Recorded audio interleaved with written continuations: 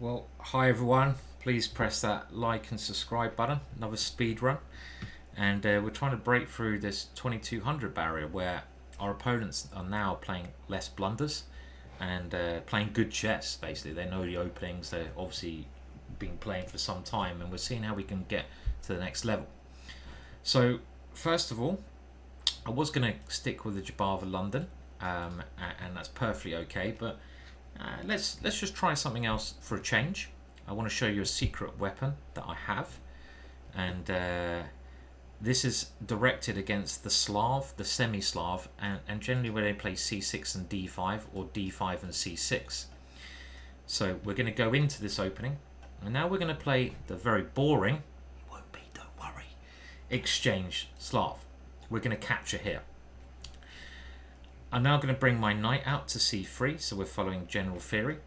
And the point being, if he goes knight c6, e4 is a very good move. And after this move, nearly everyone plays bishop f4, knight f3, these moves. But there's a very interesting move here, f3. My opponent pre-moving, which is just stupid. And the point of f3 is that we play e4. And now we go d5. This has all been seen before. I'm going to play quite quickly because he's playing quickly, but I doubt he knows this opening. So there's a good chance that we might just better get a one position very easily, and we can look at the opening afterwards. I mean, if he's not going to change pace because I know the opening, does he know the opening? Doubtful. If he's not going to change pace, then he could get in a lot of trouble against this opening. So when you know an opening really well, there's absolutely nothing wrong with playing it at a decent speed. You know, you don't need to be arrogant about it and bang out the moves, but just, you know, you can be confident, save your time for later. And he is falling into a line which could be very problematic for him. After e5, he's still playing quickly, and maybe bishop b5 check was a little bit more accurate there, and he's still playing quickly, and this is just kind of very bad play from him, because rook f1 now, and he's in a world of pain. And this is where my theory ends, I must admit. The reason, we'll have a look at the opening afterwards. Like I said, this is a secret opening that not many people know about. I say secret, it's kind of known, but not well known, and it's a great way to play against the Slav. And the reason we don't castle is we don't want to allow a check on this diagonal. For example, bishop check, and he can castle, and here he can resign after this move. I've beaten grandmasters with this, I've beaten international masters. This is just theory at a high level. My opponent played very badly here. He didn't change pace. Why on earth was he playing so quickly in clearly an opening he had no idea about? You know, it's just bonkers. You know, you want to learn at chess. If you're faced with a new position, don't try to bang out the moves pretending you know it. You've got 8 minutes. You need to use your time in chess. Otherwise, go back to the bullet chess, my friend. What are you doing sitting here? And it's amazing how many times I've had this position. Like I said, even before the game started, I'm giving away my secrets now. I probably should do a DVD on this at some point. He's lost a pawn, but he's threatened with checkmate on f7, and there's not much you can do about it. If he goes queen here, there's knight takes d5, attacking the queen. He can't take my queen because he's pinned. This check, I just go g3, and he has to resign in 14 moves.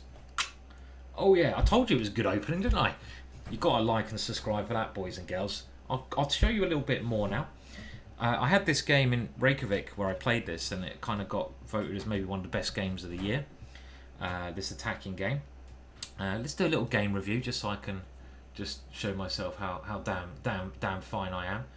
Oh yes, look at this, a 98er, 98%er. There you go. That's the way I roll. That's the way I roll. Okay, so let's go back into it. And I'm going to give you a very quick crash course on this opening. So if you know your opponent plays the Slav, if you know your opponent plays the semi-Slav, you can take here, which has a really boring reputation. But as you saw in that 13 move win I had, unjustified in some situations. For example, they take, you play here. Now the first thing is knight f6 is correct, because if they move the knight to c6, you're already better after the move e4. And the point being, if they take, you don't need to play f3. If they take on e4, d5 causes them lots of headaches. You can check this yourself, but again, this is just a quick crash course. If they ever play e6 in these positions, they've got a solid position, but it's better for white because you've got, even after the move e5, an advanced French, but they've already taken on c3, sorry, it's taken on d4, and you've taken back, and that allows your knight to get to this square. So for example, picture this position, and then we'll have a look at the French defense, and the French defense happens after these moves. Knight here, and the point is this knight here can't develop to a nice square. It often has to go to a3, and black shouldn't be in a rush to take here. It should keep the tension. But if they play this way and they play e6 at all, I like going into the advanced French because our knight has this good square and you get a good advanced French. Black doesn't really want to take here. Now after knight f6, f3 is now the move which suddenly changes the nature of the game. Bishop f4 is a much more drier move, but still a good move. f3 is now nibbling at the idea of e4. Now I won't go into all variations because I want to save that for the DVD, which will be a damn good one. But knight c6 is the most commonly played move, and you see my opponent even pre-moved this, and now we play e4 and we go for this aggressive play in the center of the board. Again, e5 is quite annoying because we're just going to try to build up a lovely center that we can attack with.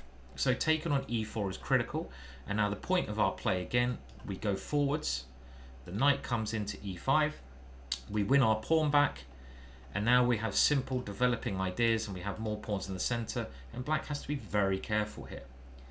How does he develop this bishop? Well, g6 is very slow and very bad as well, because when we attack the knight will have to go away, and e5 could even come, so e6 is probably the best move.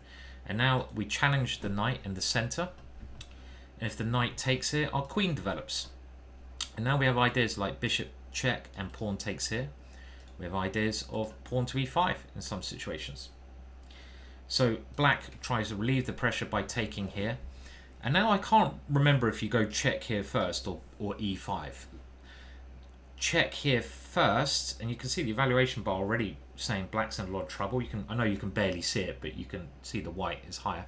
I think this check here first is more accurate, but okay. The point being, after e5, this knight, still good for white. Well, if it has to go back to this square, we have many great options, including just taking the pawn. So moving in looks natural, but now this check, and black is actually in a lot of trouble. You have to block the check, and here the key point. It looks like castling should be good, but castling gives, you see the evaluation bar dropping black many more options, including a check here, which is one option, or probably the better check, the check here, and black will be able to castle, and we don't want him to castle because he'll be absolutely fine. By playing this rook f1 move, a computer generated move, we attack f7, and he hasn't got the time to move his bishop because it's checkmate. And he's actually in a lot of pain here. If he tries to defend this one with the queen, then there's many moves, but maybe this is just the simplest. Attack the queen with the knight. He can't hold on to this because this one wins the queen. And his best move is probably f6 here. And this is where I obviously forget my theory. So let's just go to the analysis and have a look at this just so we can, oh, bear with me, just have a look at that move just so I know it. And after f6, yeah, okay, we take on f6, and after the knight takes, then we can check, okay. And if bishop e7, I remember this is a winning move. This is beautiful because we have queen here check and bishop here check leading to mate if pawn takes. So he has to play queen e7, and now a lot of good moves, but taking here forcing the king to move, and bishop e3 with castles and a big attack to come. Not winning, but it is a nice advantage for white, and we have this ready-made attack. So very dangerous opening, and that kind of worked like clockwork. So this little idea of in the Slav. And again, you know, I've showed you the Chessbrah of London a lot, and this is where you can really improve your chess by slowly, don't do it quickly, but by slowly incorporating other opening ideas against certain things. So for example, if your opponent ever plays c6, which is quite rare, or if you know he's a Slav player, you can be like, okay, rather than just playing the Chessbrah of London, which is fine, I want to increase my scope of chess, so why don't I start playing this line that Simon showed me in that YouTube video? Let's give it a go. And yeah, it can be quite deadly, as we saw in this game, winning against a 2200 in 14 moves. Can't be bad, eh? Can't be bad. Cheers.